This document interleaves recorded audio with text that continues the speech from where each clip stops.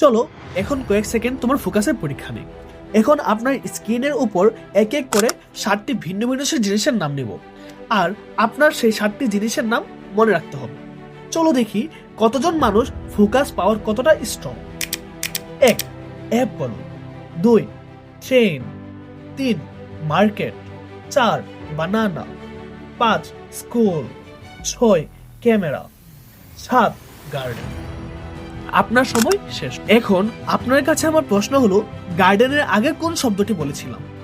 এখন যে ওয়ার্ডটা, এইটা 70 থেকে 80% মানুষই বলে দিয়েছে, কারণ এইটুকু বেসিক ফোকাস পাওয়ার তো সবারই আছে।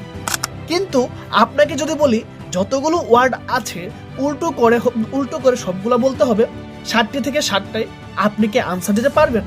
আপনার মধ্যে মাত্র 10% মানুষই আনসার দিতে পারবেন। জানেন কেন?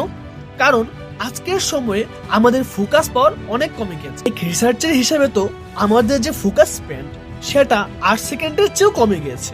অর্থাৎ আপনি 8 সেকেন্ড ধরে যদি কোনো কাজ করেন, তারপর থেকে আপনার ফোকাস ধীরে ধীরে কমতে শুরু করে। আপনি আপনার মোবাইলের কাছে দূরে ছুটে চলে যাবেন। আর এটাই হলো এখনকার সময়ের বাস্তবতা, যা কিনা লো ফোকাস। এখন প্রশ্ন হলো, এই লো ফোকাসকে কি ইনক্রিজ করা যাবে? এটার আনসার হলো হ্যাঁ। আমি আপনাদেরকে 5টি উপায় বলবো যেভাবে কিনা আপনি আপনার ফোকাসকে আরো বেশি ইনক্রিজ করতে পারবেন। First thing I do is I ask बच्चों के साथ कि भाई अपना स्क्रीन टाइम दिखाओ। तो स्क्रीन टाइम देखते ही आपको समझ में आ जाएगा। बच्चों को रियलाइजेशन ही नहीं होता। जैसे कई बार होता है कि 8 घंटे का स्क्रीन टाइम, 7 घंटे का, 10 घंटे का स्क्रीन टाइम। तो पहले तो रियलाइज हो जाए ना कि हमारा कितना समय हम फोन पे हैं। तुम लोग कैसे बैठ लेते हो यार इतनी देर?